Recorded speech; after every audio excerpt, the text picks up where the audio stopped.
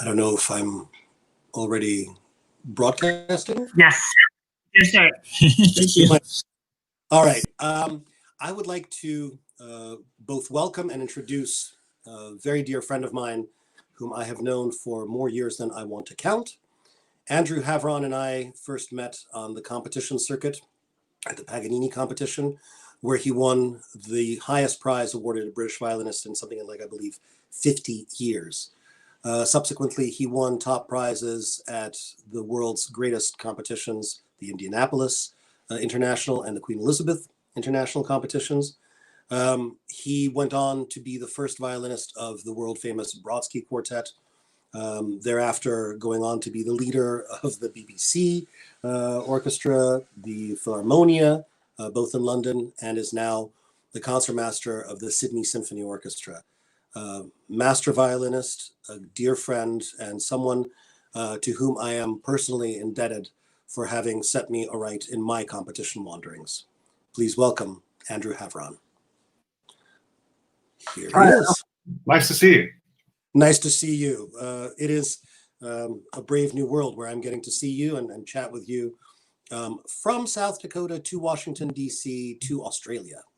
To Australia. Good day from Sydney. Yeah. Well, good morning, I should say. It's just for you, I brought my, even though it's evening.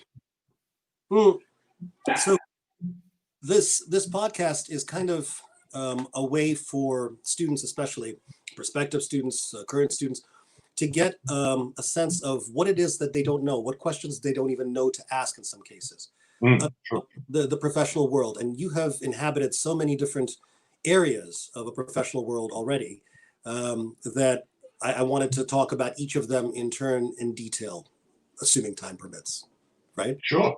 Great. Well, I wanted to start by talking about a world of which I know much less than I ought, and that is the orchestra world. Mm-hmm. Specifically, the getting into an orchestra, because all that most students at a conservatory know is, well, you learn these pieces, you learn excerpts, you go and you play an audition, and hopefully you make it in, which is a little bit like saying that Hamlet is a play about a guy who doesn't get along with his uncle. So can you fill in some of the many gaps? I can try. I have to start off by saying that the experience of any orchestra is different depending on which country that you are in. And so a lot of my experience is not based in the US, which I know has different protocols, different sort of, people will experience different things there than in Australia or in London. Certainly, they're very different places. But hopefully, my experience will be of interest, at least to some people. Yeah, there's a myth and there's a lot of disinformation about the audition process and how to get into an orchestra and so on. That some of the most pernicious and widespread myths. Let's start with that. Well, I'm very aware that in the States, the number of people turning up to any given audition is huge. I mean, the number of people who are qualified and wanting that job there's a lot of you there. Whereas in Australia, when, for example, we have the first audition for any given vacancy in the orchestra, it has to be a national, legally a national audition. So, only people who come from... Or, you mean before it is opened to international contenders? Yes. Right. Yes. Except for certain key, principal players or the concertmaster, in fact, that's allowed to be international straight away. But most jobs are for citizens of the country, first of all, primarily. That's true for the UK as well, right? I'm sorry? That's true for the UK as well? Well, now that's an interesting question, because it used to be open to any European citizen. Oh, right. Well, so yeah, for another couple of months, it's still open to not that anyone work, right? But yeah. Yes, you have to legally be able to work in the country that you're trying to get it. Yeah. But just to get an idea of the numbers difference, what would you say the national cattle call will bring? Well, that really depends which position is vacant and how many qualified people or how many people think that they're ready for that position.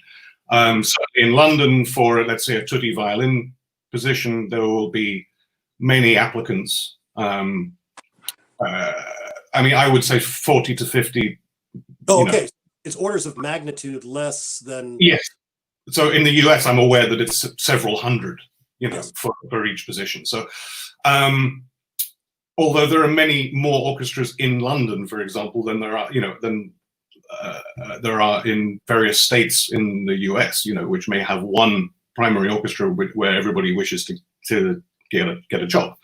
In London, there are 5 major symphony orchestras and 2 opera companies, and then many more other places to work. So if jobs come around pretty frequently, and also so the process that for actually getting those jobs is very different.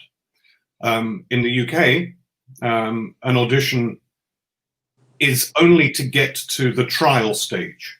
It's the only basically you vet preliminary. Yeah. You to pass this round to get through to get the play. In the UK, we select a number of players who may be suitable for any given position, and then employ them infrequently or frequently, depending on the player's availability and the orchestra's need, over a period of, it could be a year, it could be 2 years, it could be even up to 5 years in some cases, where people have been on trial for that job.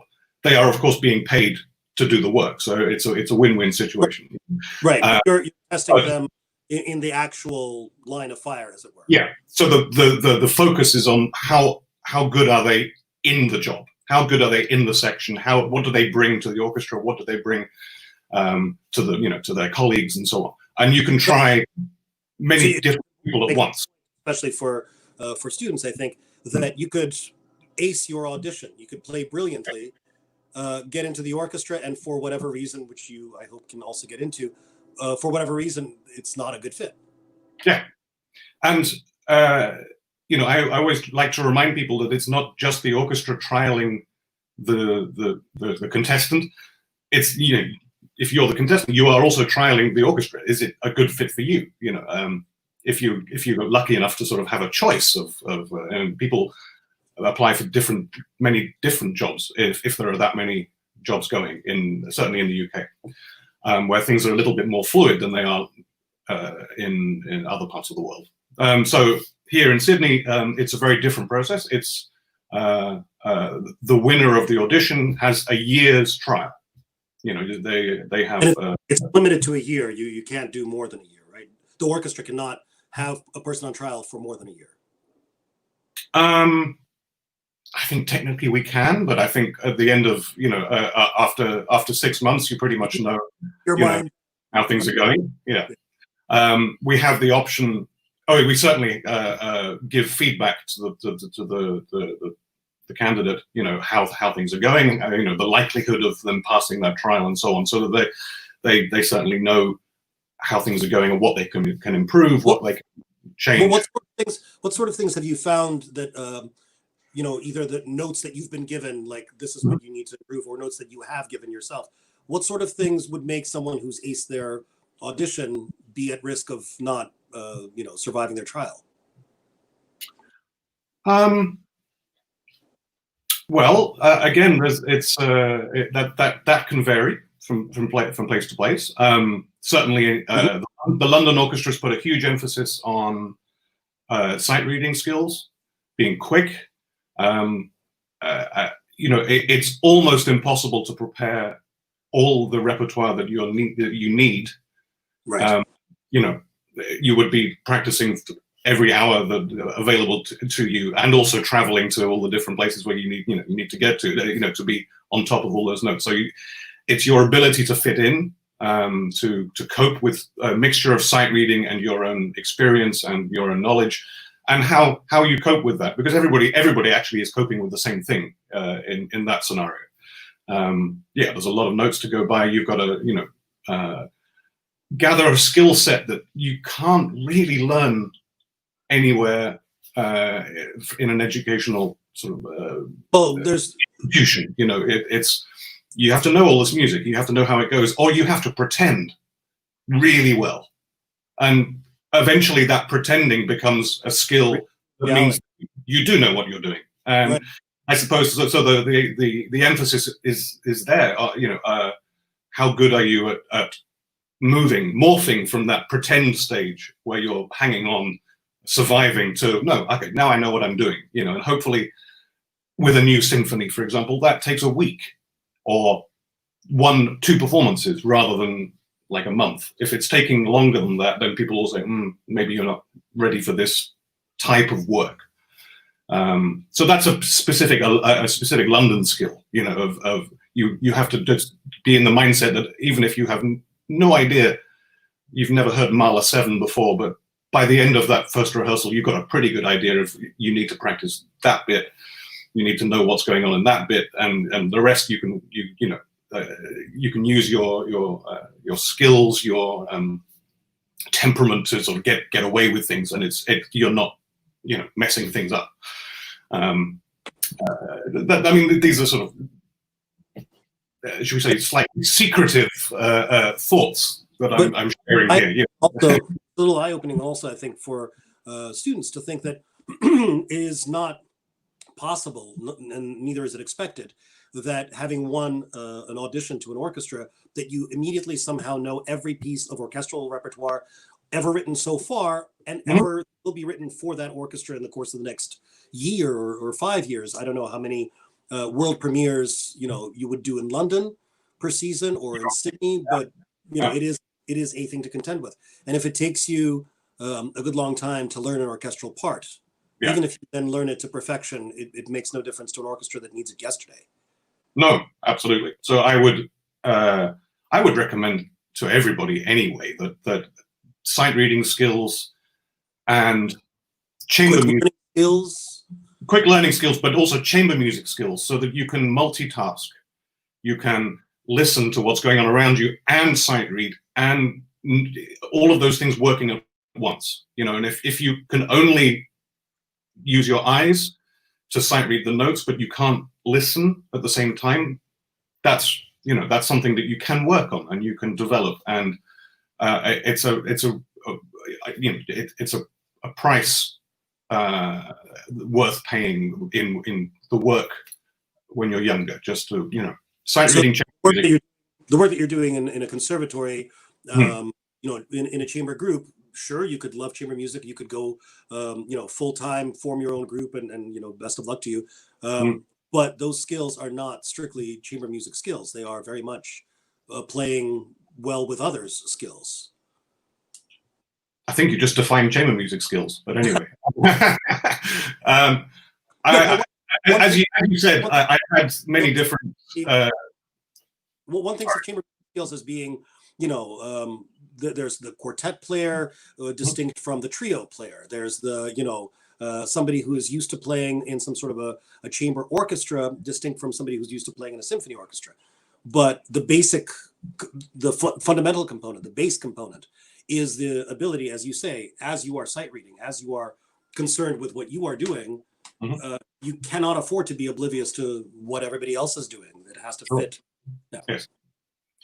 But let's go. I mean, as you said, I've worn many different hats in my career so far. So if anything, at this point in my life, I really question why we differentiate between playing a concerto to playing a quartet, to playing a trio, to playing a sonata, to playing a Paganini caprice. To me, having tried all of those things, you know, to a high level, I don't now see the difference between any of them.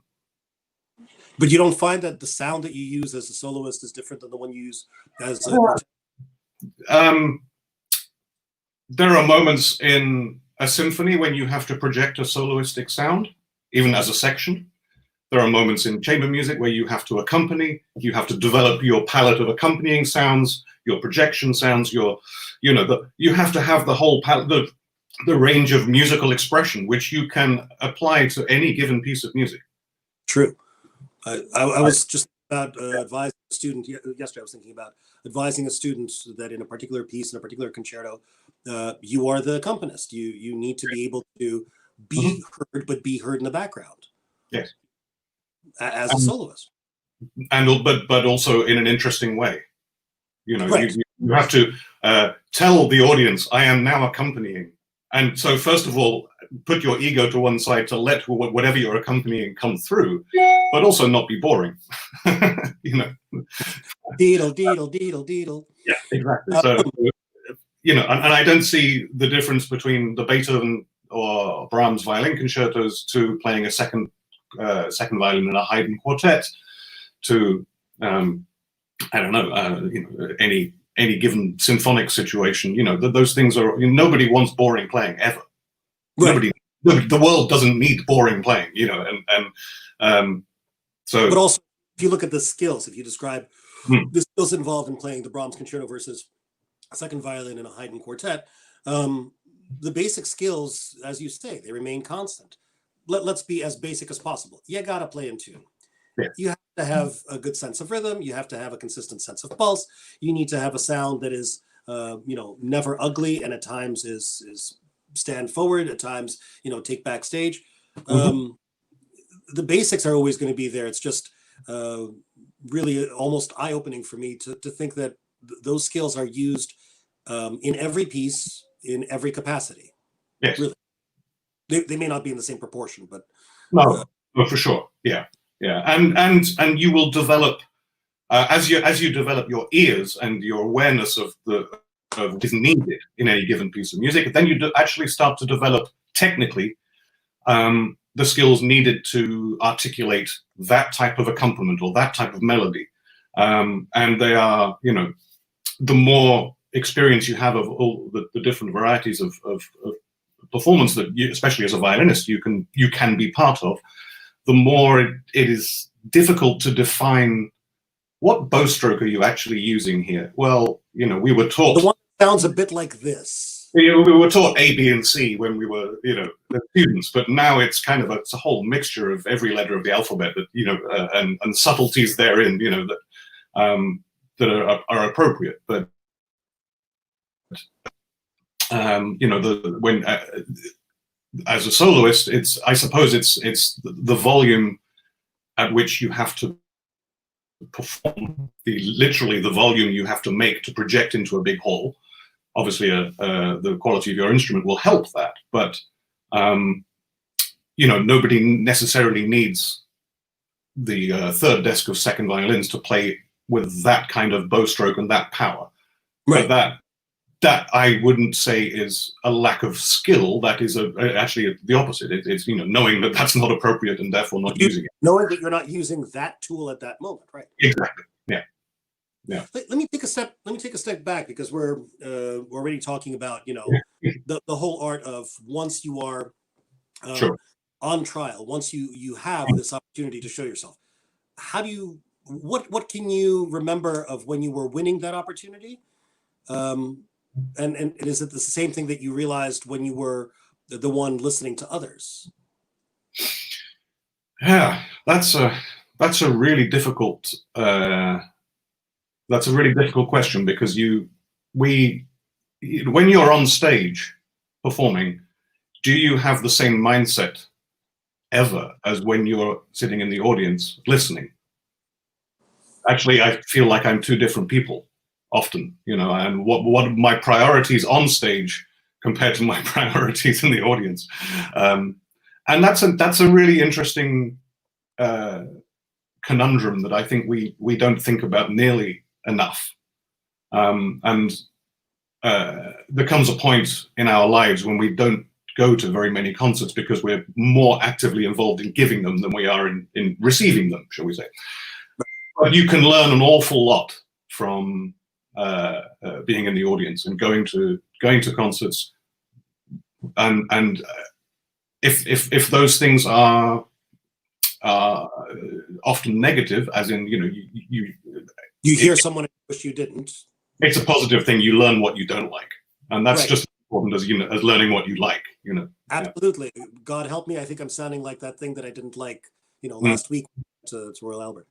No, but I wanted to even be more specific about orchestral auditioning. Sure. So there's, you mentioned that there are these myths about what it means to play a successful audition. So I want to know what it was like for you when you were taking the auditions. I don't think you took many. You took basically you took the audition and you got it, right? Well, hopefully. Not always. To point out, I was very lucky in my career that after, when I came to orchestral playing, I was already being invited to consider myself as a concertmaster.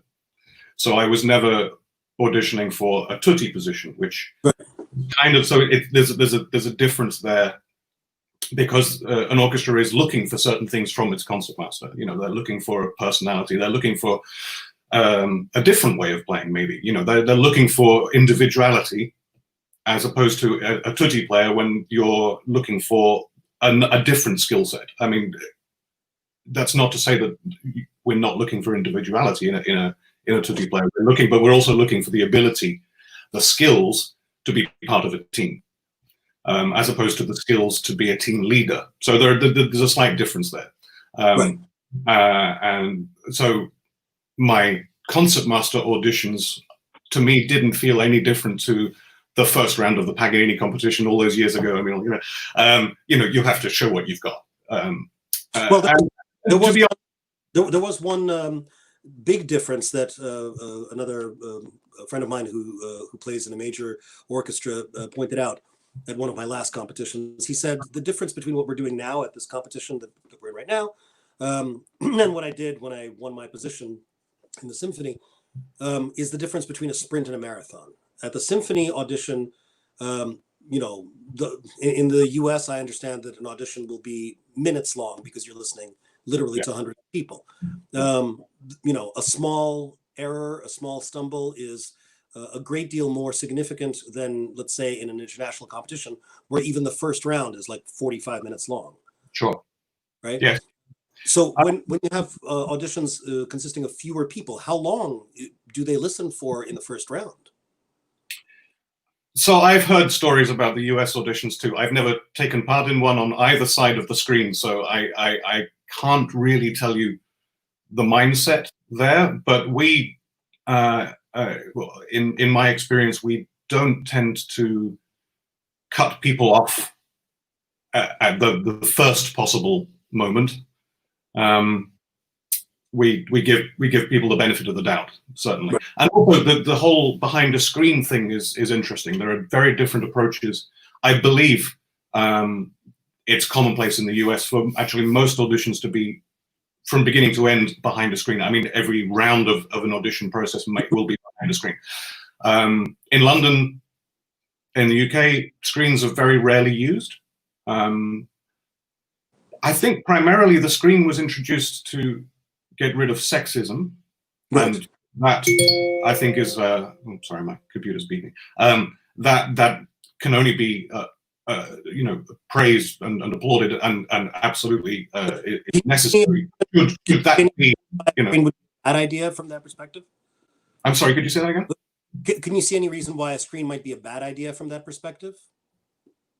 From that perspective, no. I mean, I think it's fabulous, but I mean, there are very few orchestras now in the world in the early 21st century that are exhibiting the old school sexism. I mean, I've given people jobs quite a bit in the last 20 years, in my position as concertmasters of various orchestras, but it was only 1 year ago it was the first time I gave a job to a man. Because I have to say, all the girls played better than the boys, in the last 20 years. So, and my first violin section here in Sydney is 14 ladies and 4 men. So there is no sexism anymore, and there is no racism either. I mean, so having said that, the screen I think is also very useful. The most useful thing about a screen, which hadn't occurred to me until I started to experience what it was like to be on the the judging side of the screen. Right. If you come as a candidate for an audition and you have a bad day, we all do, I don't know who you are. And that's invaluable. It's brilliant, you know, because you can just say, oh, that was a terrible, but I don't know who you were. So next time you apply for another job or somewhere else, no pre-existing now. Yeah.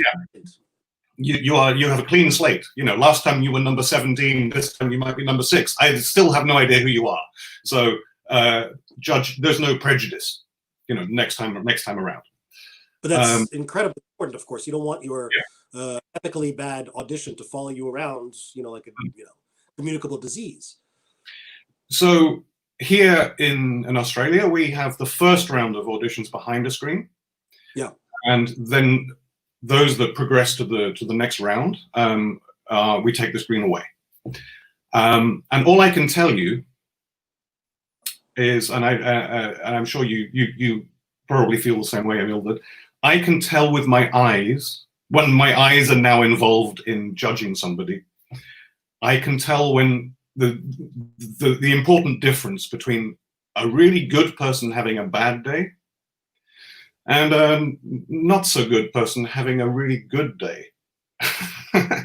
And I make change things according to what I can see. If somebody clearly has a very strong technique, is really good, but might be really nervous and things aren't coming out as I can see they should be, you have much more compassion and understanding for that person. You want to encourage them to do their best. You might put them through, if there's a third round, you know, like, okay, let's give them another chance, you know. Right. Whereas if somebody who's looking a bit awkward, or somehow the body language is telling me that this person isn't ready, or you know, but actually they're playing in tune and it's kind of, you know, it sounds quite good. There's nothing to take issue, right? Yeah. They're playing gives you nothing to take issue with, but your experience tells you it's only a matter of time. Yes, exactly. So that's why I prefer without the screen. But that may, in the US, I know that that's not even an option. You know, or I believe it's not an option at auditions. And I have to say, my colleagues and even of my own experience. In an international competition where, because there was the possibility of advancing a larger number of contestants to the next round, I remember talking to several other jury members about, you know, so-and-so, you can tell that was not typical of their playing. They really shot themselves in the foot today. You know, let's see them through. Let's see what they do in the next round. You know, and sure enough, in the next round, they show you a difference, you know, night and day difference. Absolutely. Yeah. And as I was saying, my colleagues and I are much more critical with the screen up, because all you can do is hear. And if somebody plays an out of tune note, that's all you've got coming at you is the thing that was wrong, as opposed to the things that are right. You know, they're not coming across. So we're much more judgmental when the screen's up. And I try to remind my colleagues, you know, we have a very democratic system here. So it's, you know, although I probably get to speak first about my opinion of the level of the audition so far, you know, I only get one vote and everybody gets one vote. So it's a democratic, you know, situation. But maybe if I, you know, say that I really like X rather than Y, that might influence other people. Hopefully not. Hopefully, you know, I encourage certainly people to have their own opinions and to stick to them and not to be shy about saying, you know what, especially if it's, I really like that person and no one else does, you know, or because as soon as somebody else says that, lo and behold, another person says, yeah, me too, actually, I like that person too, you know, so that's good. Let's give permission. I'm sorry. Giving permission to like somebody, as it were. Yeah, right. Yeah.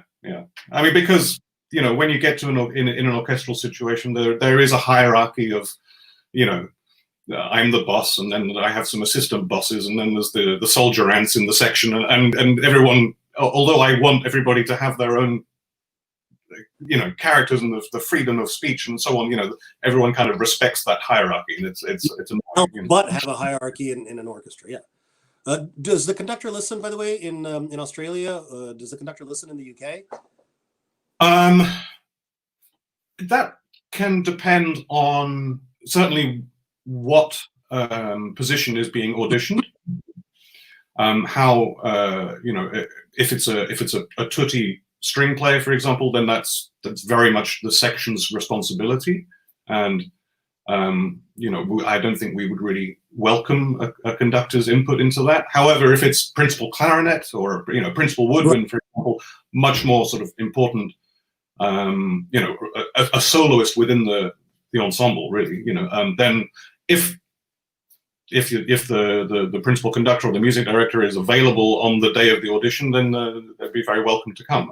Hopefully, in this day and age, it's equally democratic. One vote, not But as you say, just because you send influence, that's good. But just as you say, just because you have one vote, you, Andrew, have one vote, doesn't mean that somebody might not be swayed positively or negatively. If Andrew says black, I'm going to say white, or if Andrew says black, even if I think it's red, it's going to be black. Let me backtrack to a couple of small specifics. So the length of the audition, of the typical audition, not for a principal player, which is a different, kettle of fish. For a section player, how long is your typical audition in the UK and Australia? We usually hear, we put down the first movement of a Mozart concerto, but we only usually hear the exposition. It's enough. Then there'll be the first movement of a concerto of your choice. And I can tell you exactly where I stop people. If you play the Sibelius violin concerto, you get 2 pages. Maybe you get the subject. Maybe. The second theme, right? Yeah, maybe. If you choose the Tchaikovsky concerto, which I hugely advise you do not, you get 6 pages. Because you'll get 6 pages before it's convenient to stop you. And so many more notes, so many more opportunities to go wrong in the first 6 pages of the Tchaikovsky concerto than there are in, I don't know, the exposition of Prokofiev. Yeah, but we let you go, we let you continue. And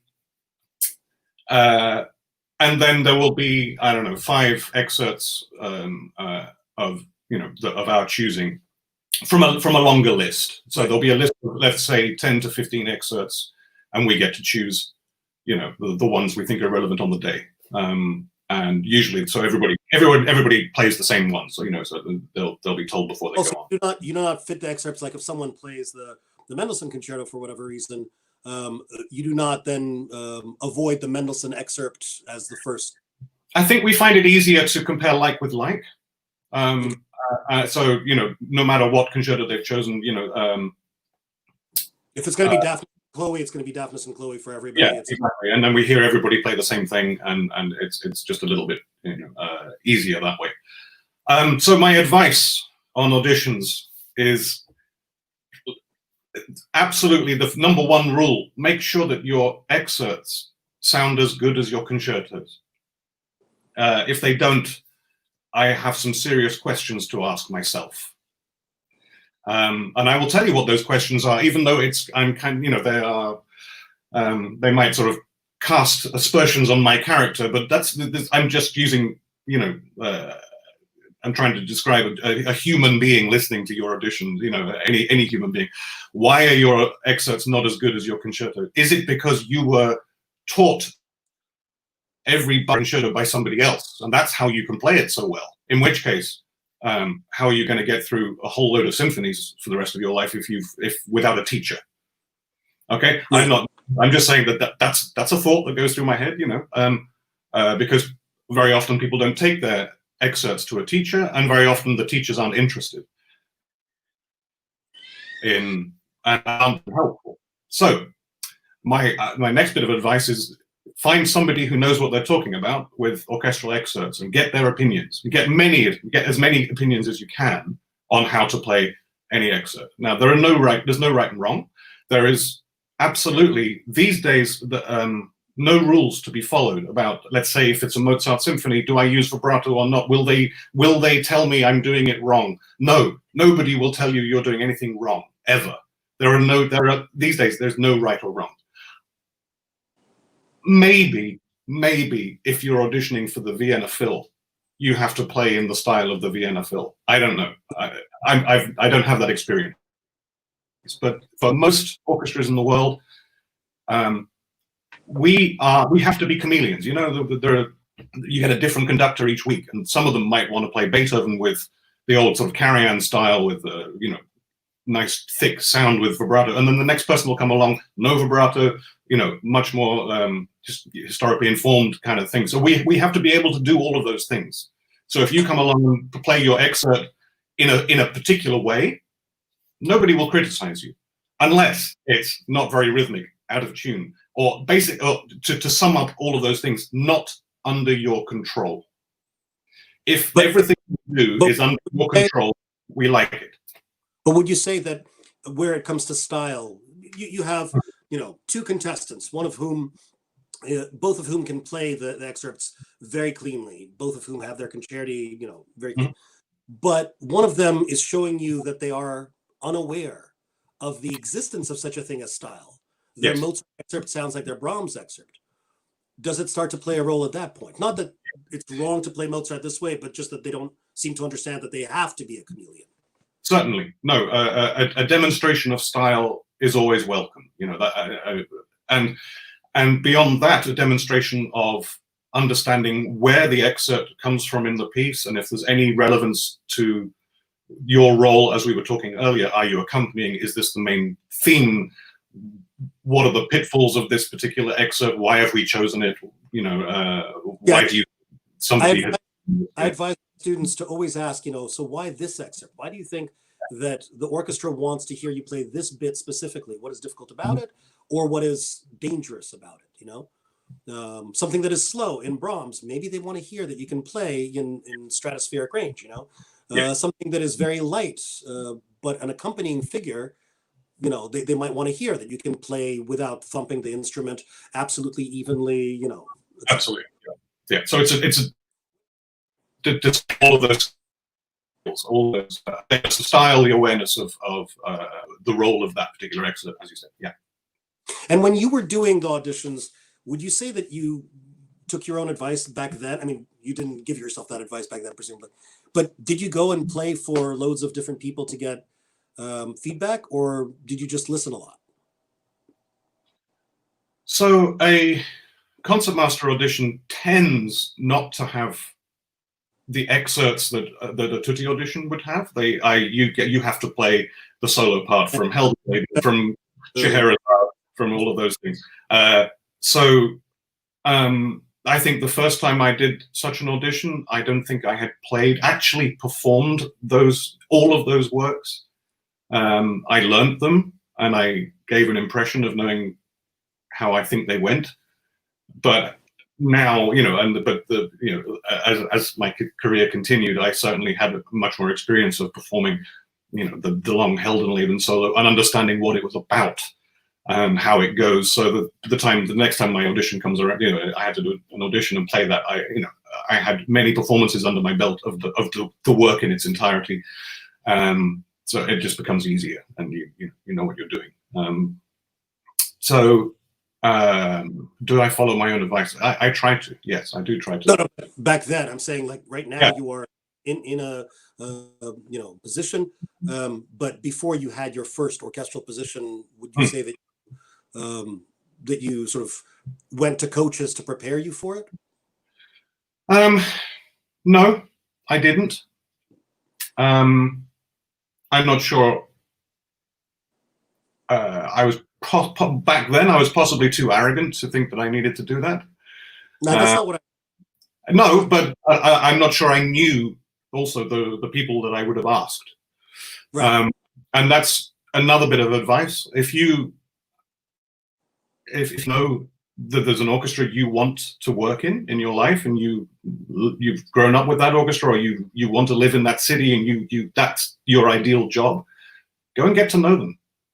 You know, get to know, hang out after a concert, see which bars they go to, go and introduce yourself. Don't be scared. We are just human beings. You know, none of us, we like to put people on a pedestal of a sort of celebrity and this, that, but you know, even the most famous violin soloists in the world that we consider to be A-list Hollywood celebrities, you know, if you meet them at an airport, they don't consider themselves to be one of those people because they're just a violinist. A majority of the people in the airport don't know who they are. It's just in our small world, they do know who they are. So it's like, oh, wow, look. I have a story to tell you. I have a story to tell you, and I'm going to tell it without trying to not reveal the names of the principal actors within the story, but just to illustrate how absurd the opposite of what you just said would be. So there was a very famous pianist who was friends with the person who told me this story. This very famous pianist was married to a woman who was the daughter of another very famous musician. And before a performance that was going to be the first that he had given in a good long time, he came to the city in question, invited the person who told me this story to the hotel to come and say hi. And when my storyteller came by, it was lunchtime. So the pianist called down for room service and ordered what he always had for lunch, which was a sort of hamburger made out of lamb, 2 of them. When the room service arrived and the silver cover was lifted, it turned out that there was 1 large lamb hamburger and a knife. And the waiter who had lifted the silver lid turned to Madame Famous Pianist and said, Madame, I just wanted to tell you that some years ago we had the honor of hosting your father when he stayed here. And I wanted to tell you what a great honor and privilege it is to host his daughter now. And with these gracious words, the waiter left.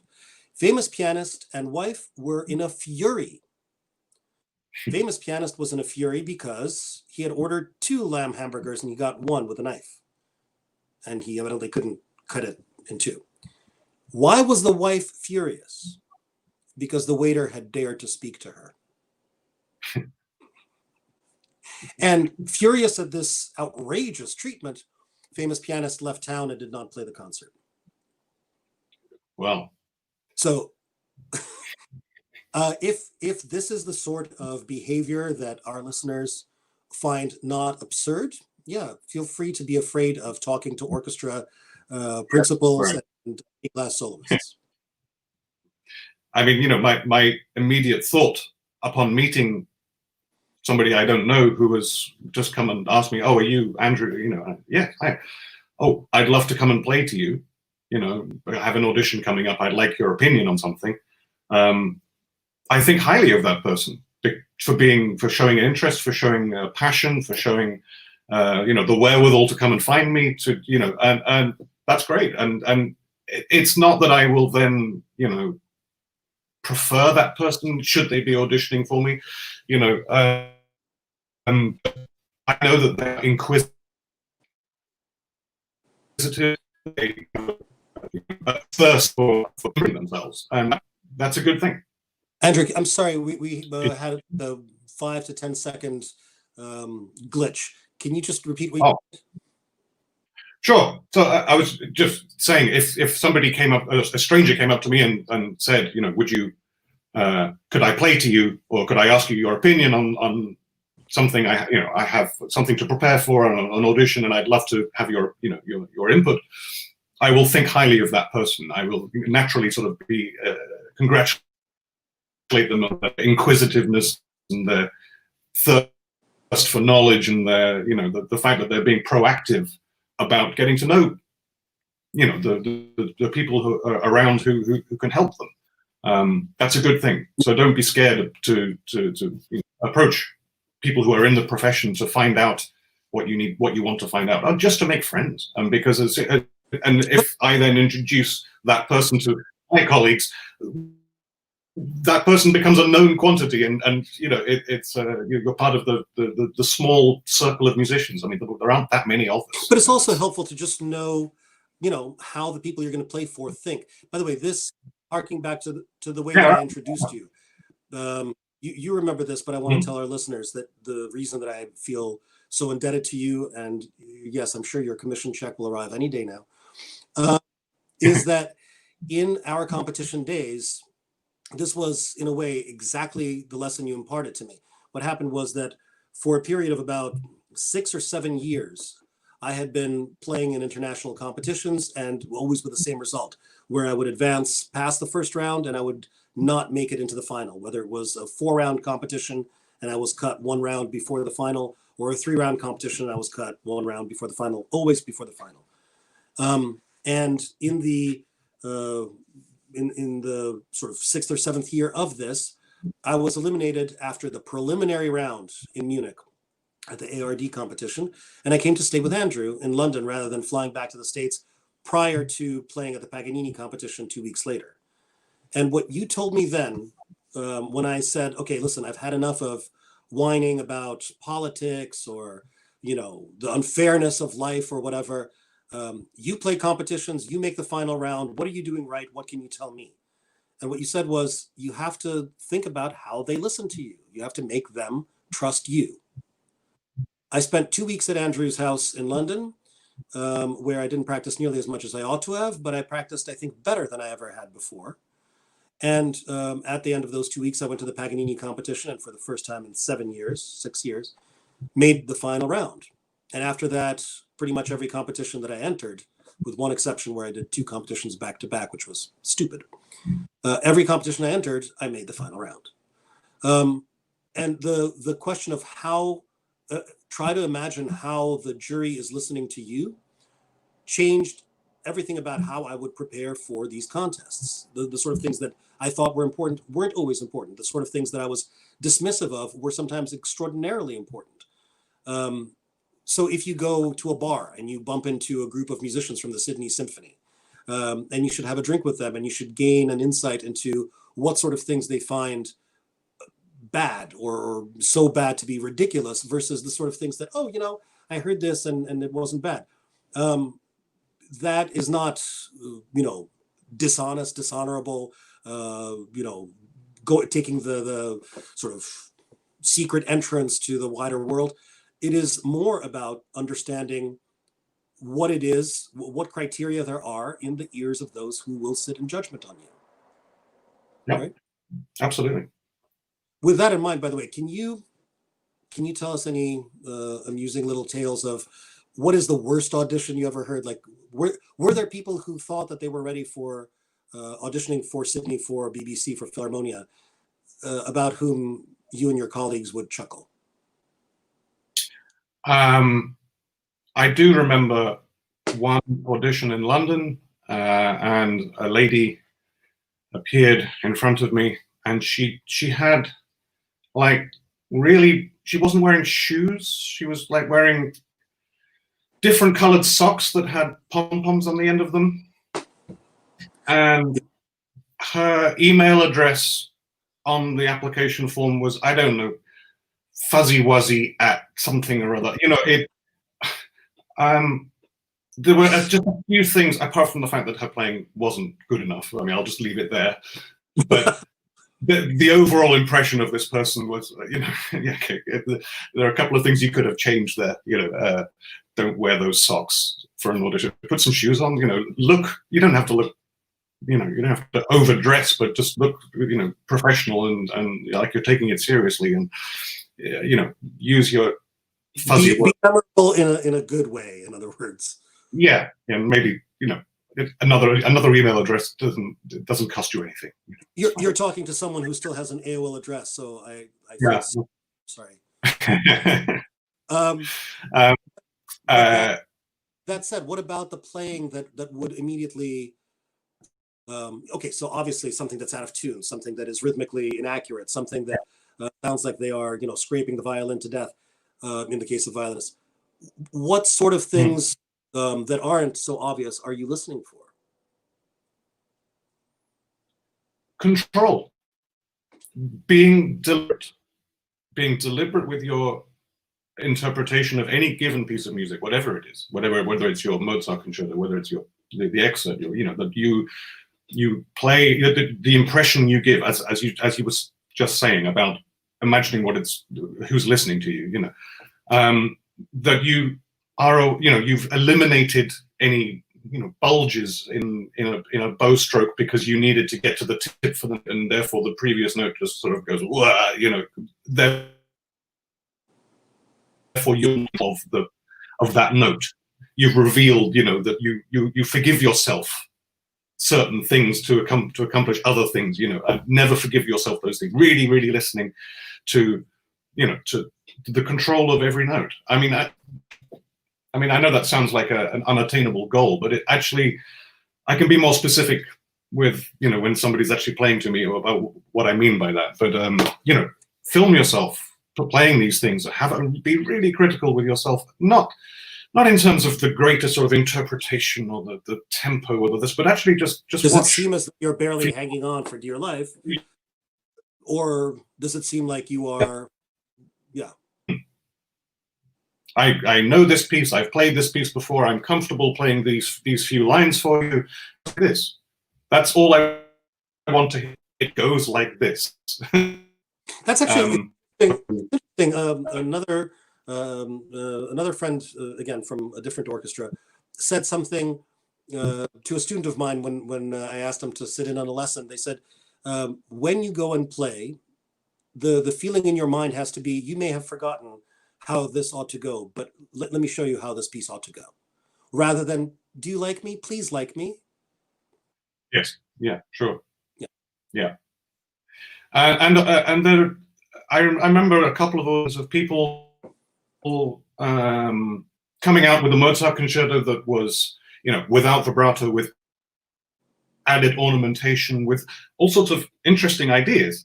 But it was really clear that they were, at the same time they were choosing to play like this, at the same time absolutely terrified that we were hating it. And that came across in their playing, that they sort of, you're going to, I added all this stuff and it's probably not what you're looking for and you think it's wrong. No, there's a way of playing which says this is how I like it too, and a sort of a confidence that that you can, we will happily accept. You can disagree, but you also know that should this person join your group and you tell them, I would rather you did not play with vibrato, or you remove this, or it's not surgery to remove it. No, it's also perfectly possible within an audition scenario, if somebody plays an excerpt in a certain manner, for any of us to say, could you play that again in a different way?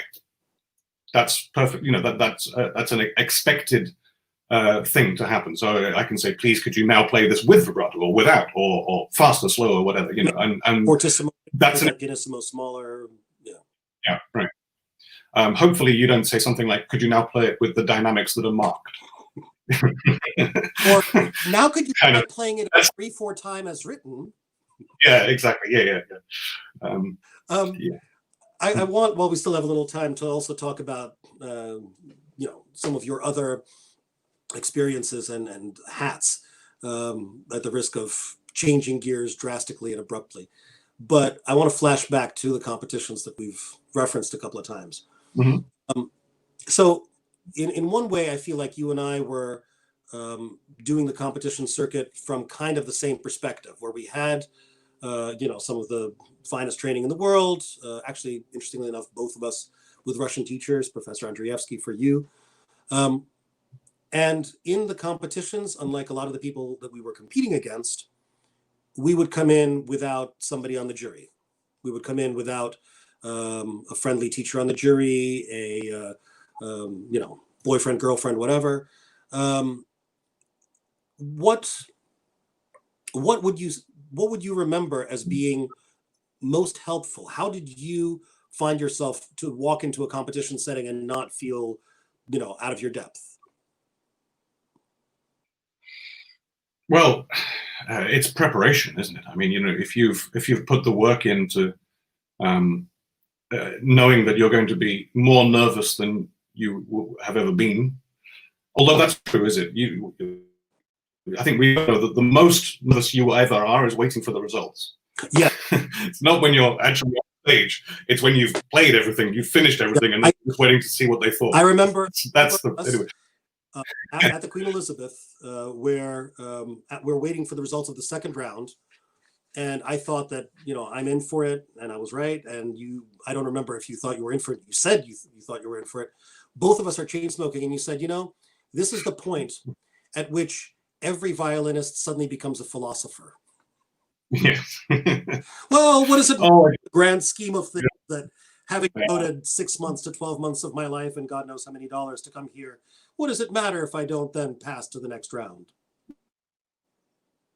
absolutely. It makes no difference. You know, I'll still be a happy human being. It's fine. Yeah, Yeah. right. But I mean, I'm not sure how to answer that question. What you know, the point for me of going into these competitions, apart from I can tell you know what I got out of it, but the point of going into it was often because I had nothing better to do. It was a really good thing to fill my time with. Well, let's make sure people understand. You know, it's not because you had a Happy Tuesday open. It was because you were you needed to set up a thing to prepare for. Right. So in this period, I didn't have engagements that would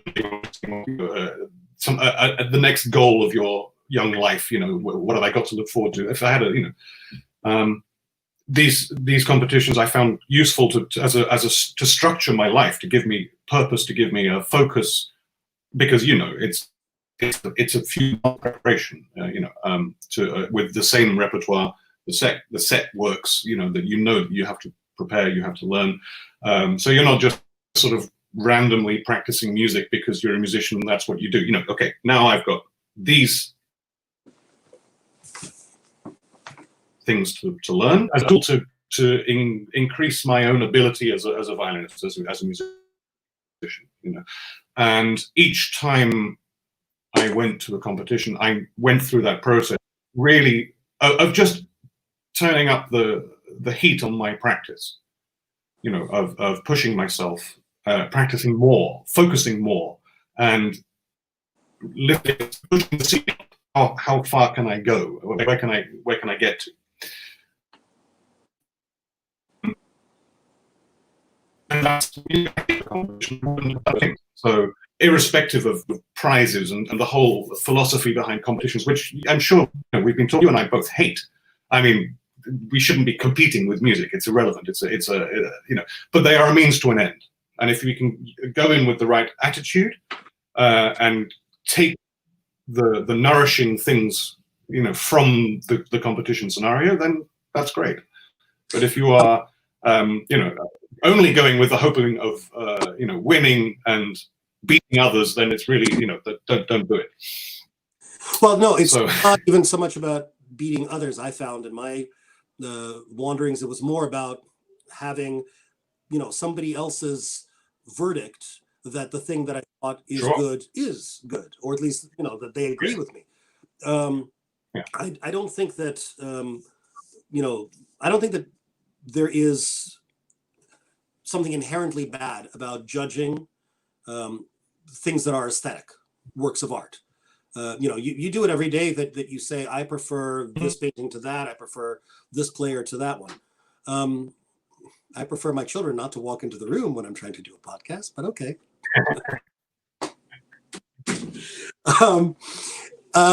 So, you know, it's not automatically bad, I think, that competitions render a judgment. That said, I don't think that people take that judgment correctly. People assume that judgment is valid for all places and all times. You know, you won first place at this competition, therefore you are a first place winner everywhere forever.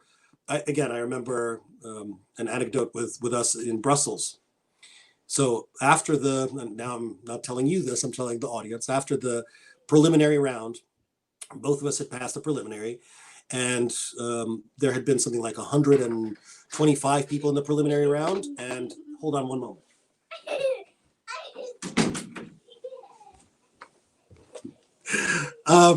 And there were something like, I think, 70 people admitted to the first round. So as we're all milling around, relieved to have passed this first cut, a violinist approached you and me who had already met at the Paganini competition before, so we were friends and standing around. And this violinist introduced himself by name, which I won't mention. And he said, I am so-and-so. I won such and such a prize at this and that competition. And although you made polite conversation, I made polite conversation, the moment that guy left, you were laughing behind his back in the most, snarky way. The ridiculousness of it, of introducing yourself as I now am the fourth winner or the first prize winner of whatever competition. It didn't occur to me until that moment, until I thought, well, what would my colleagues, what would my peers think? Your reaction was instructive. Yeah, it's defining yourself by a prize, and it wasn't the first prize, was it? So right. Yes, fine, big competition, fine, you won a prize, but still, yeah. I mean, there are some expressions for that are probably not suitable for this podcast, but you know what I mean. It's like the best line was the one that you didn't say to that person, but that you wish you had said, or said in your mind, which was, "Oh, I'm Andrew. I have a rabbit." Which I did. I had a pet rabbit at the time, and I thought, if anything's going to define me, it's not which prize I won. I don't know about it. I have a pet rabbit. If that helps. I don't know. Please. In the competition days, though, the sort of preparation that you did you have any input from Professor Andrzejewski by then? Oh, sure.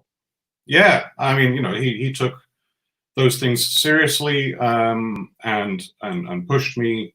And we sometimes increased the number of lessons per week I had just to make sure that I was ready.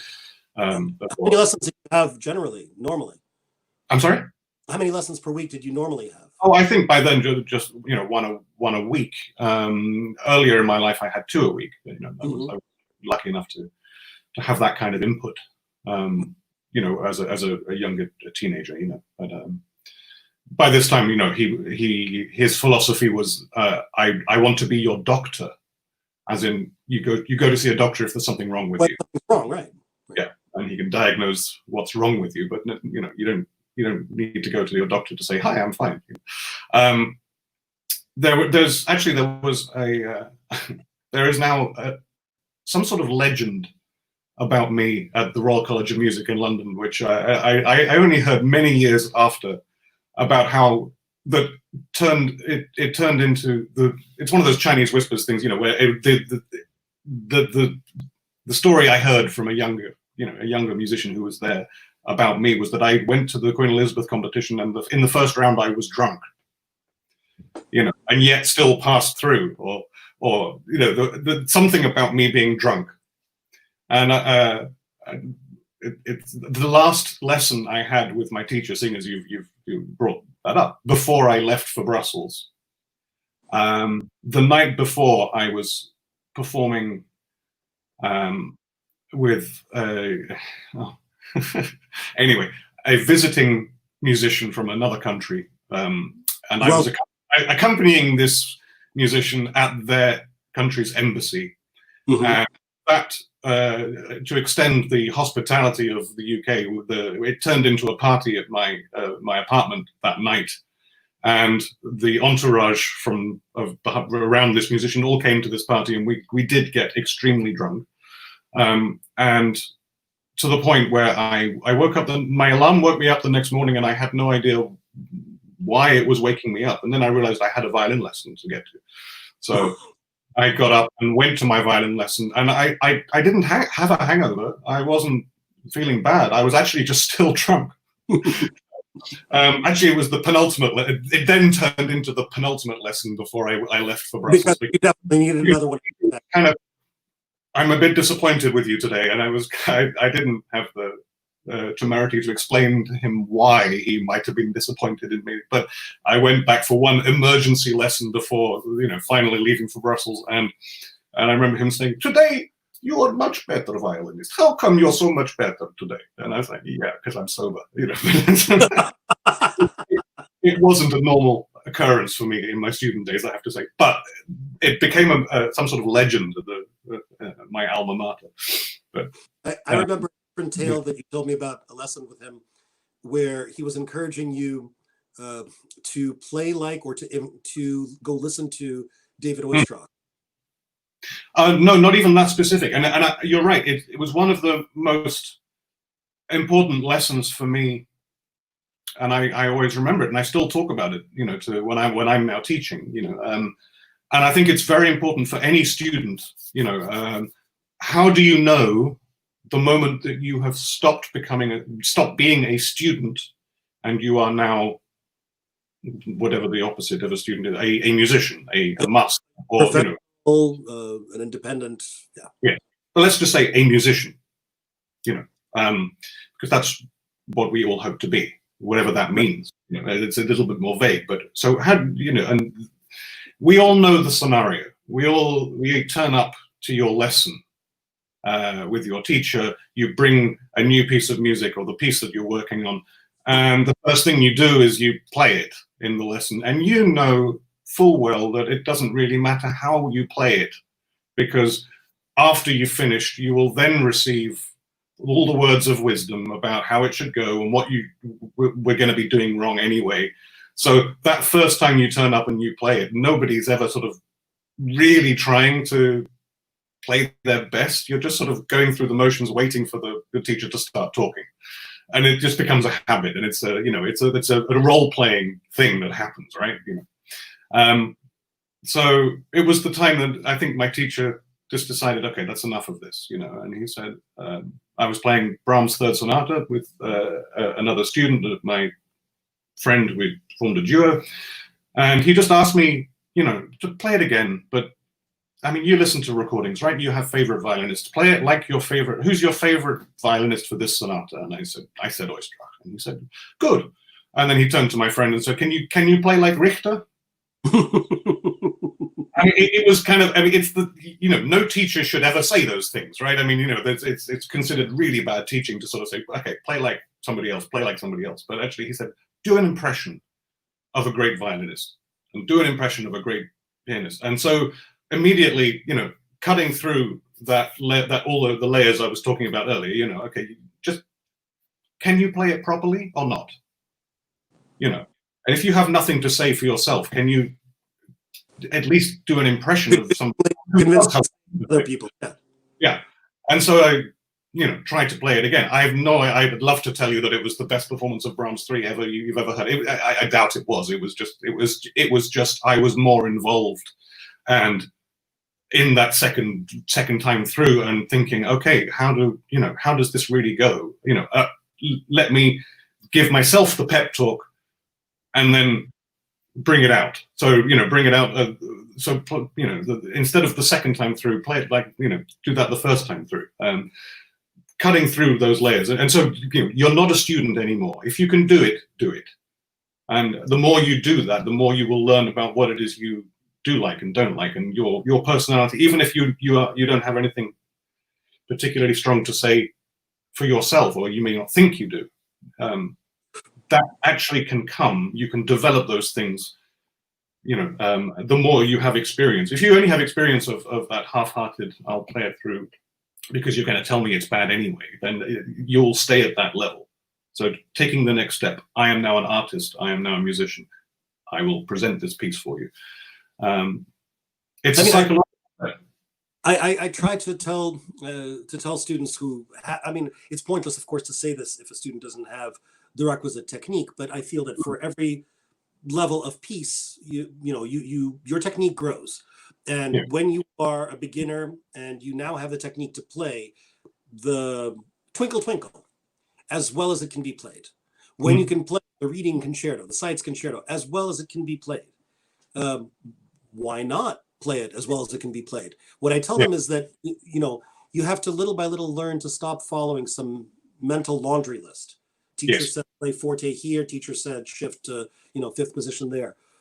Stop following that laundry list. That's not you playing. That's you just checking off boxes, and the playing is happening somewhere over there, unbeknownst to you. Be present in your playing. Notice your own playing. But I'm wondering if there's a still more understand. I mean, now we're looking back. You're looking back at this moment that was probably a watershed. And it's easy to see in the rearview mirror. How would you communicate that? Stop following a laundry list instruction to.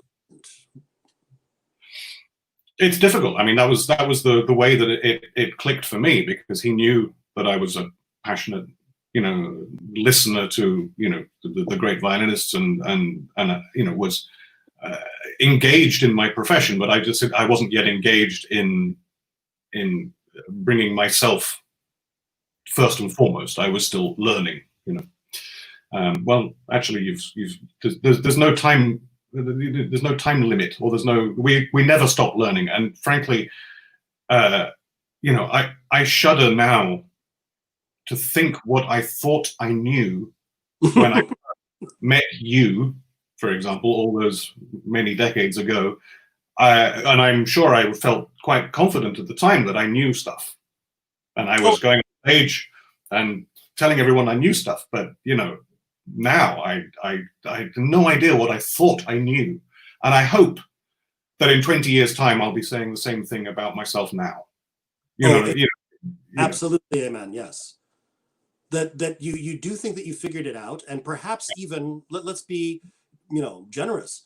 Perhaps even the things that you thought you knew were true, but just because the top layer of the cake is icing doesn't mean it's icing all the way through. All right. Yeah. I mean, I would go so far as to say I don't think I really learnt how to really read music until I was in my late 20s. What did you learn when you were in your late? By which I mean, I suppose, a level of respect for the composer's wishes. It didn't occur to me until much later. So, in my early 20s and my late teens and so on, why bother looking at the dynamics that Sibelius wrote in his concerto when I can just copy X, Y, and Z? I mean, which is slightly going against our last conversation, but if I can do a really good impression of Oistrakh or Heifetz or something, or try. That harkens back to what you said before. That speaks to your level of control. Sure. But now, after much more studying or existing in the world of chamber music and studying scores and not just playing soloistic music, but actually having to encompass a much wider range of role in the in the art of performing music. That's when I started to develop much more respect for the text, for what the composer wrote, and that was a whole, but again, it wasn't asked of me before I asked of myself, and that was the first time that I started to to see the error of my previous ways. But I was in my late 20s, and probably that also arose from the experiences of competitions, of pretty much being done with lessons, of having the number of performances, under your belt that you already had, and then I suppose trying to develop yourself as an artist. Who am I? How do I get to me? How do I find the essence of what I want to say? And now I've got to the point where if there is anything written on the music in front of me when I start to learn a piece, I find that so offensive. Whereas before, that's the only thing I would ever look at. When you say, like anybody else's bowing fingerings? Yes, I mean the pencil markings that other people, my teacher, somebody else had put on the page. Those were gospel. Those were the things that were absolutely paramount to me being able to do or to progress, to understand things. That's what I paid attention to. What Dvorak thought or Beethoven thought, underneath was up much more. Well, it's irrelevant. It doesn't matter. I knew how it went approximately. That's enough. I don't know if you've seen, and I don't even know if our listeners have seen. There was a meme making its way around Facebook's, musician circles of the first page of the Sibelius Violin Concerto, thickly scribbled over with pink and yellow highlighter, with pen and pencil, you know, be exciting here and emphasize this note. And you can't see. It was like a perfect illustration of what you're describing. You cannot see the notes hiding underneath this overlay of scribble, right? And every time I look at that and I laugh, I think, how in God's name did the person who put that in, how did they read all of that? Read it all and let alone see what was important underneath, you know, yeah.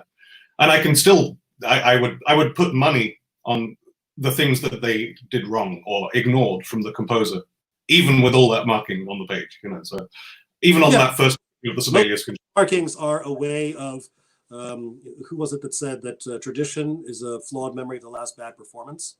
Yeah. Probably Sir Thomas Beecham, because he said everything. Well, it doesn't sound like one of his, but I know, yeah, it's a good one, yeah. But what is most of that instruction, other than circle that piano that the composer put in? Most of that instruction is, let me transmit to you in the flawed and limited way that words have, what I remember of the performance that I last heard 30 years ago that made an impression upon me.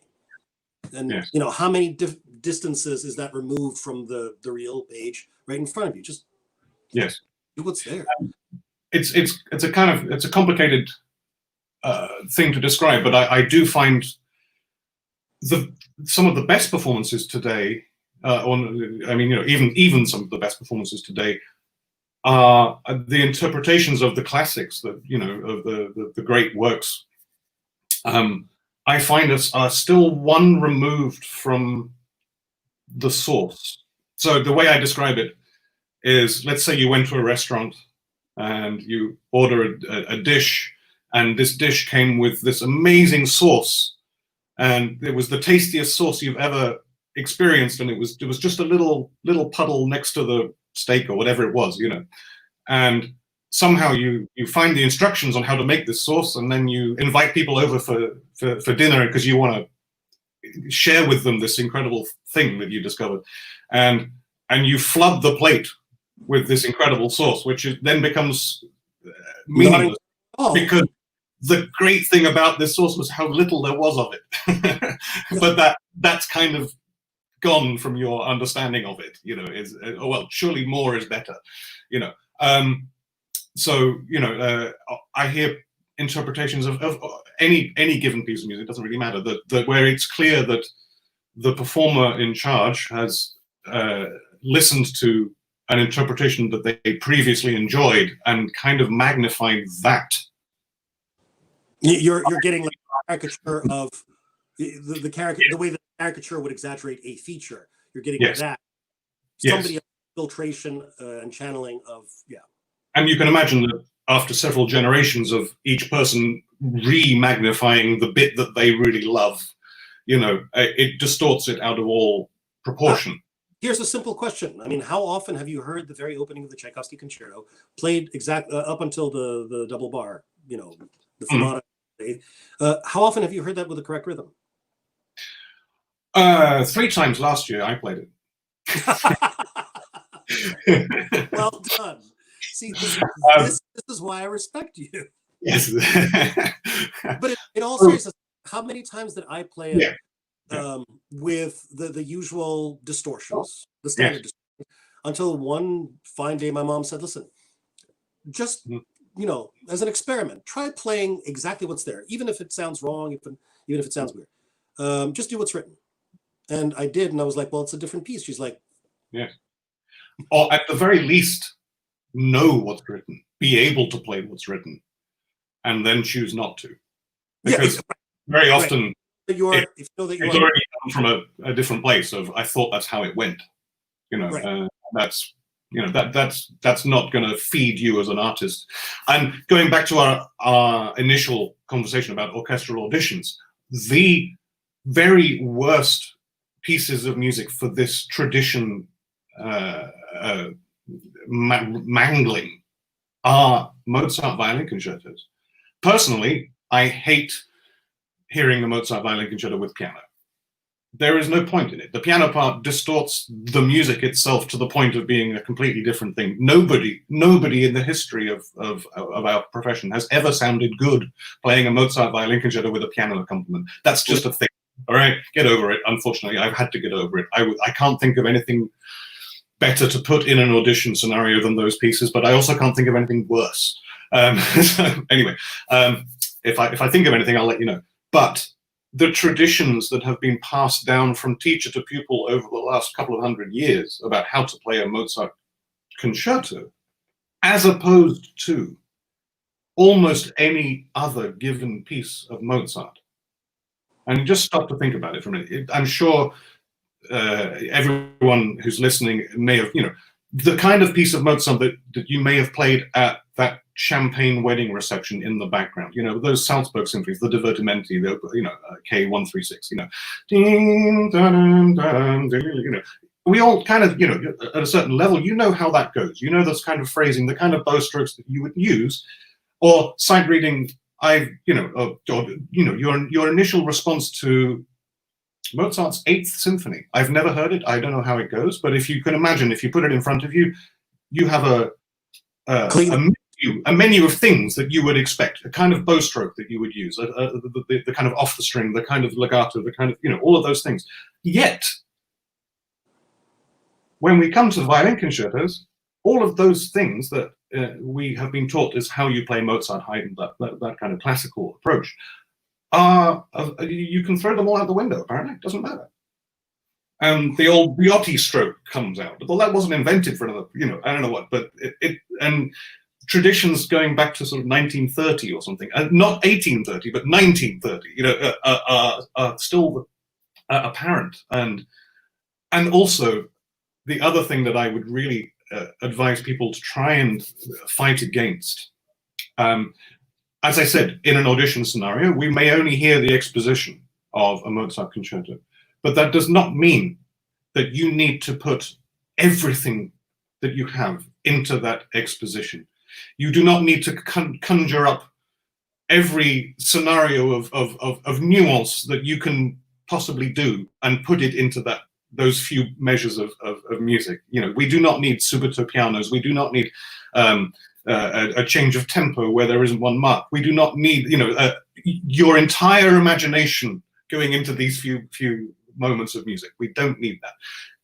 In Mozart's case, his first movement was contrasted by the second movement.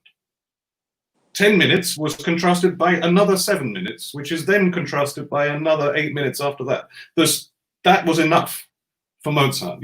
Within that entire first movement, there are some quieter moments, there are some lyrical moments, there are some virtuosic moments, but that's still the first movement. And we may only hear a couple of minutes of that first movement, but I have an attention span longer than 2 seconds.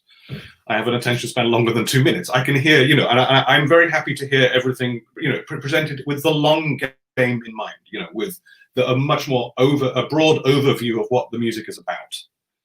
And that really doesn't happen very often. There are traditions that are passed down of give me an example. Give me an example in the 5th concerto. Well, what is that opening? I don't mean the adagio. I mean, like when the allegro comes back. Yeah. What is the violin playing? That's not actually the theme of the piece for a start. The theme is still in the first violins. Dun, dun, dun, dun. It's a very boring theme, which is why he added a nice obligato line over the top. But and I've given this particular lesson so many times, and I would advise anyone who's studying that concerto, for example, to experience the difference between a piano playing to accompany you, which is frenetic, really busy, and virtuosically difficult for the pianist to achieve. And it's a texture that is kind of really unclear, and you're having to add in that scenario all the energy and the impulse of the music in that opening, whereas in the original piece of music, when you get to actually play it as a soloist with an orchestra, all the energy comes from the second violins and violas, who are repeating notes. You can't do that on a piano. So it's diggy, diggy, diggy, diggy, diggy, diggy, diggy. It's serene, but it has spark, it has that energy. You don't need to add anything. As a soloist, you can just sit on top and sing without panic. Right. There's much more time available when you play it with an orchestra than there is with a piano.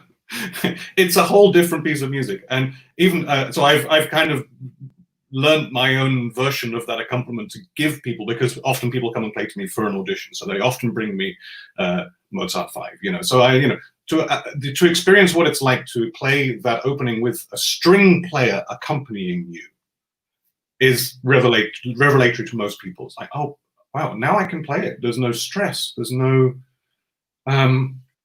panic. There's none of that sort of the music, opposed to just an electric current.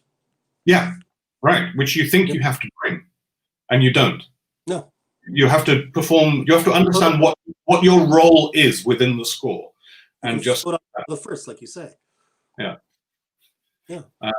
But yes, and really think about, I don't know, you know, that bow stroke at the point that sounds like a chicken, you know, having a bad day. I'm not sure that that's how you would sight read it. I'm not sure that that's the best thing, but it's been passed down from I don't know which teacher to which teacher, and often it sounds like I'm not sure anyone's listened to it anymore. I'm not sure that that's really the only option available. You know, how often have you had teachers? You know, I mean, think back to your student days. How often have you had teachers criticize some performance that they must be listening to in their head because it certainly doesn't, you know, apply to that you just played. In fact, just sort of to round things out, I wanted you to tell the tale of famous violinist coming to visit the Royal College when you were trotted out to play the Golden Cockerel Fantasy. Yes. Well, you reminded me of this. I'd kind of forgotten, but it's kind of going back to the student-teacher scenario that I was talking about earlier. Of you know what to expect. You know, I'll do my duty and play. Obviously, we're just waiting for the wise words to come out of your mouth. You know, so let's just get on with it, shall we? And yes, the famous violinist sort of. I was playing the Zimbalist arrangement of the Golden Cockerel Fantasy, the Rimsky-Korsakov. I don't know if it's a common piece over there in Washington, but it isn't. But I love it so, and I love it too. Great, yeah. And famous violinist says to me, "Do you know the story of the opera?" And I say, "Yes." I'm not actually sure if that was true, but I thought I'd say yes anyway because I knew what was coming, right? I doubt this particular person was going to ask me for plot details. You know, they were just sort of, you know, are you an interested music? Do you even understand that this is an opera? And so I said, yes, I do know. You know. Do you know the plot? Yes, I do. And then proceeds to tell everyone the plot anyway. So you know, no matter what I said, you know. But afterwards, he went to talk to Professor Andrzejewski, and his statement to Andrzejewski was, you know, you really, go ahead. I'd forgotten. You're right. Yeah, you should really teach your students, you know, the plots. You know, the wider importance of the context of the music. And it's like, what do we have to do? He said yes. I did. You know, but it's stories like that now, you know, sitting on the other side of the table, I catch myself sometimes, you know, leaning in that direction, and I think about how hard I laughed at that person, you know, when you told me the story the first time. I try not to be an object of that derision to my students. I'm sure I fail sometimes. I hope much of the time. But yeah, it's not necessarily, this is another, I guess, message for the listeners. It's not necessarily you that the listeners are hearing. Unfortunately, and this is the sad truth, sometimes they are listening to the voice inside their head. And I don't know if you found any solution to that, but I certainly haven't. Well, that's another reason I would, a bit of advice for anybody who's taking an orchestral audition. Have a really good think about what concerto you want to choose, you want to play. because, you know, we can't help but judge you against what's in our heads, right? So if you're playing the Tchaikovsky concerto, I will have my top 10 recordings going through my head whilst you play. And those are, of course, the greatest violinists who ever lived. None of those greatest violinists who ever lived are apparently auditioning for a tutti second violin job, but that, you know, that's irrelevant. I'm still going to judge your Tchaikovsky concerto against those ones. Whereas if you came with a piece that your uncle wrote, I've never heard before, I'm making a silly example. I don't know, maybe not, who knows? I will judge you in a very different way, and that's just human nature. I mean, so my advice is to but there, you probably shouldn't come with your uncle's, you know, concerto du jour. I don't know. That's not my advice. No, really isn't. If you can, do it. As long as you know, or find a piece that no one plays very often, or that is less likely to be, you know, to have that baggage that comes with it. I remember clearly a lady who I met again after many years recently, and she said, "Do you remember me?" And I said, "Yes, you played the Goldmark concerto to me 10 years ago." And she said, "Yes, that's right." And I remember this person's audition. She now has a very good job at the Royal Opera in London. At the time, she was auditioning for a casual musician, you know, it's a work with another London orchestra. So she didn't think she was going to ever get a job, but, you know, if we've got any spare work going, you know, she played the Goldmark concerto, and I still don't really like it well. But she played it so beautifully, no baggage that went along with that piece, and it was very convincing indeed. I actually was in a position to say, "Well, don't worry about casual work. Would you like a job? We have a job going in the orchestra. Would you like to try out for the actual job?" And she's, "Oh, yeah, okay." Because you know, so that's what happened to her. She's now somewhere else with a very good job, and she's a very good player. But if she'd chosen the Tchaikovsky concerto, I don't know, I would have probably had more things to say about her performance of that than I did about the Goldmark concerto, which is, yes, it's an easier piece, but there comes a point where we understand that if you have the requisite technical skills, every piece is as hard as every other piece. It doesn't really matter. To play it really to play really well. To play the Bruch concerto, the Mendelssohn concerto with great control, or to play the Tchaikovsky with great control, or to play the Paganini, you know, first concerto with great control is, it's equally challenging, you know, and if you can present that, and that presents the best of you, then that's very much what I would advise you do. Present something that is you are capable of performing convincingly, and that is comfortable with for you, but that really but also engages, you know, everything that you've got. If you can find such a piece. Yeah, and I think the same would probably hold true whether you're auditioning for an orchestra or do national competition. You know, I remember in my Paganini final round, there were 5 Sibeliuses out of 6 finalists. So you can only feel, you know, bad for the poor judges. I remember, you know, the international competition where I a couple of times got to sit on the jury. I remember how many Bach G minor fugues we had to listen to, and I remember that the expression on my face, I am sure, was mirrored on every other face, like, "Oh my dear Lord, this is like the 15th one in a row." Yeah, it's tough. We're all human. Yeah. I think we can, if there are any questions, I don't know that we would be able to see them. So yeah, I'll do back-to-back questions on the like below the screen, Mr. Emil. So you can.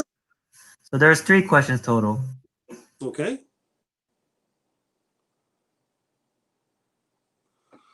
What is the standard repertoire in Australian classical music, or in your orchestra? Yes, it's pretty much the same. You know, the same. We play the same symphonies as everybody else, but as you would hope, that the homegrown composers are featured. If they can't get featured in their own country, then you know, there's something wrong with the world. Let's put it that way. So there are a number of great Australian composers, especially from the 20th century and living now, who we perform relatively frequently. There are some that we don't. And we engage in commissioning the next generation. In fact, I'll put a plug out for my orchestra now. We're commissioning 50 new works over the next couple of years. 50? 50, yes. And that's from a whole range of composers who are just starting out to the more established, you know, the fully professional ones who make a living out of it, you know. I should ask, how do you select them? Are you trying to stay with Australian? Yeah, no, they're all great, yeah. Mm.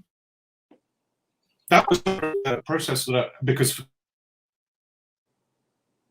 as I know, I haven't yet got to know what's out there, all of these people. So I was sent YouTube links to, you know, new works and so on, and I got to listen to about 70 young composers and you know, and whittle it down to the ones that I liked, you know, and I was just one of many people performing this task, so it wasn't all up to me, thankfully.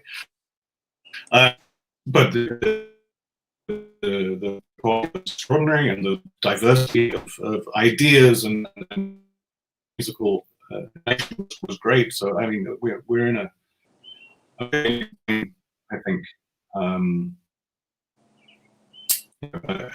New work is going, and I'm very optimistic about that. Josh, is there another question? Can you see that question, Andrew? I can.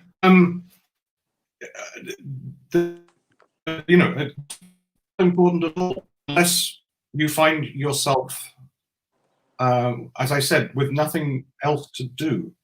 If you are lucky enough to be somebody who has been invited into the world of musicians, and you're being invited to actively engage to a level that you are happy with, that you have, you know, that your career is going as you want it to go, then there's no reason to do a competition whatsoever.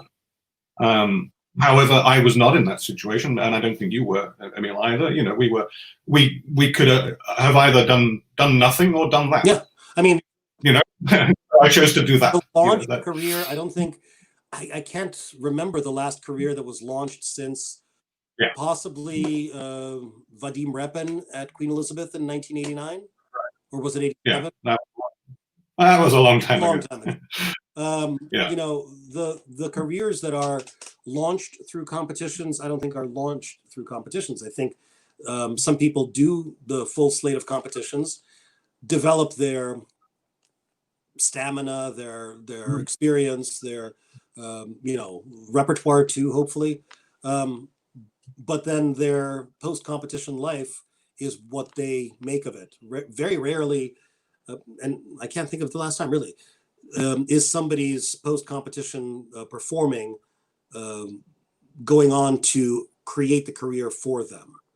Andrew, right. I can remind you, Andrew, in the aftermath of the Queen Elizabeth competition, Andrew played how many concerts in Belgium and the Netherlands? Yeah, it was good. I mean, you know, for a couple of years, I was regularly engaged to play at festivals or to give it, you know, recitals and so on. That was the one competition, the one time that had follow through. That actually, you know, really once it had finished, I was still involved with the company. You know, right. Yeah. But there are plenty of competitions even that offer prizes in the form of management or engagements, which don't really go anywhere. One of the competitions that I won offered 2 years of professional management, which I received those 2 years. I received some concerts, but they were, you know, good for experience and really not much else. Yeah. So there are many good things to be taken from your involvement in a competition, but they are only at a personal level, and if you can deal with that, then I would, you know, advise you to do them. If you have nothing else to do, then give yourself the task of learning new repertoire, of traveling when we're able to travel one day, hopefully, and then finding out, meeting friends. I mean, and finding out where do I get it? You know, expanding your circle of, you know, you're at Conservatory XYZ, and what you know are the methods and the philosophies of the professors at Conservatory XYZ, to suddenly go, you know, across the world and see where you stand in the larger spectrum and what the opinions are. And it's eye-opening. Travel really broadening. Yes. I'd recommend it with the right mindset. Yes.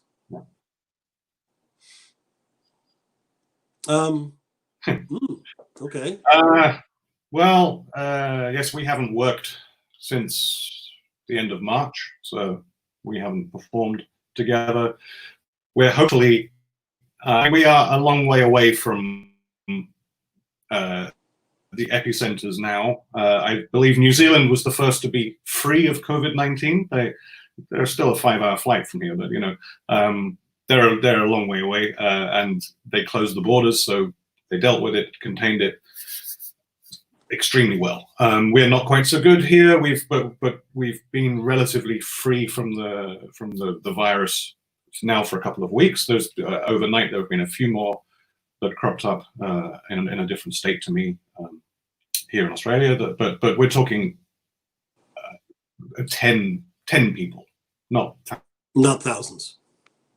Thousands. You know, tens of people have tested positive, you know, in a continent, you know, of this size. I mean, has your season been cancelled through when? Through September? Through January?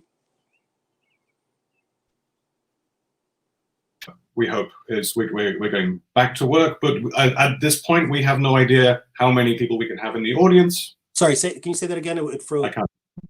It froze. Yeah. We're hoping to go back to work in September. We don't know how many people we can have on stage or in the audience, because you know the guidelines you know from the government come, you know, change week to week, you know, as to you're allowed one person, 20 people at a wedding, you know, and or whatever it might be, you know, the gatherings are allowed. This is the one thing I keep saying, well, the one time where we as musicians can actually look to sport to help us. And it's very rarely that we can say that, but you know, the sporting communities here, they desperately want the football to restart, the you know, the cricket, or you know, stadiums are empty. People want people to go and watch sport. So if they push the government for allowing that to happen, we can hang on the coattails of that and say, well, if you can have thousands watching rugby or whatever it is, that, you know, maybe we can have a concert too. Not that anyone wants to take undue risks. Well, where was it just now? Was it in Australia? No, where there was a concert for an audience of potted plants. Barcelona. Barcelona. Weirdly. Opera, yes, a string quartet playing to an auditorium full of potted plants. Why not? So what are we up to? We are doing the same as everybody else. There are a few videos of me put out on social media by my orchestra and many of my colleagues as well.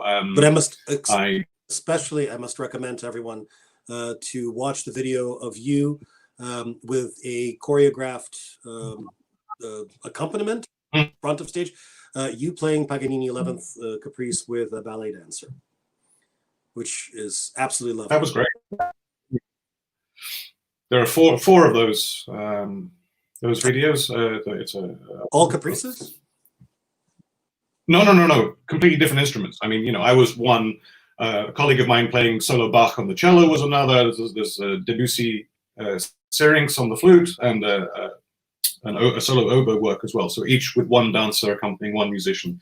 Obviously, we filmed it in isolation. The dancer wasn't in the room at the same time. That was all, you know, it's done by the magic of cinematography. A nice thing to be involved. But otherwise, it's you know, it's a really challenging time for musicians. Personally, I do performing, I do miss the audience, but that's not the main thing I miss. The main thing I miss is the company of my colleagues, but it's discovering and rehearsing music where we get to see, where we stop and get to talk about it. And I hear the improvements from hour to hour as we're rehearsing. You know, that's the process that I miss more than anything else, you know, which happens on a weekly basis. And it's interesting to discover what it is I like about my job. You know, I mean, of course I love my job. You know? I was about to say, you know, the blessing wrapped inside the curse is that you get to find what is really important, which you might never have think about. No. You know? Well, you know, I not a day goes by when I don't consider myself one of the luckiest human beings. I mean, you know, what we do for a living is extraordinary.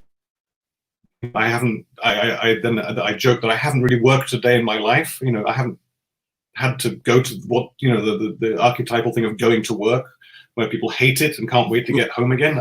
That's not me. I love going to work. I love the privilege of doing what we do and sharing, you know, the great music, which, you know, we can only hope to do a good job of it, you know.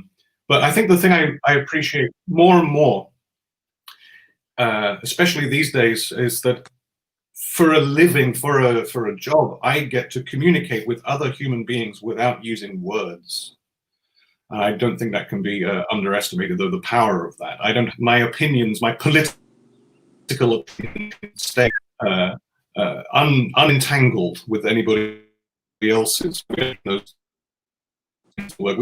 talk to each other using words or creation or anger, you know, all that sort of stuff going on in the world. We just communicate using, of course we speak. I'm not making a mistake, but primarily we get the privilege of music, performance, you know, of being a team that creates this thing. I think if there is one sort of over takeaway that is the sort of overview of everything. Now speaking to the parents whose child wants to be a musician, speaking to the kids who you know, want to be a musician, thinking of what you're enraptured by in these terms puts a very different spin on things. It's not about you know, job security. It's not about you know, the cutthroat nature of the business, the fundamental part of the business, the being able to communicate without words, the being able to never work a day in your life because you're always going to a long anticipated and eagerly awaited meeting. That is not something I think that most professions can say, you know. No. The individual within, you know, any given profession might be able to say that for him or herself, but as a job, when it is at its best, it is this. It is extraordinary. Yeah, it's a privilege to be able to do it. It really is. Yeah. I would say that's the best tagline of all. Excellent. So thank you, Andrew, so much for your time and the wisdom, and I very much hope that we can do this again, because I still feel like you know, we've only scratched the surface of all that there is to talk about. Right. Thank you. Are we that old already? Maybe we are. Yeah. Thank you, Emil. Thank you. No, there is no old. No. Okay. I think unless there are any other questions, we can sign off.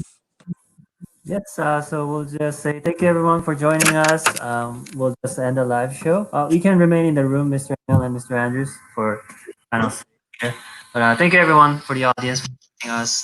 They really were their guidance and also the words. So I see. Bye bye.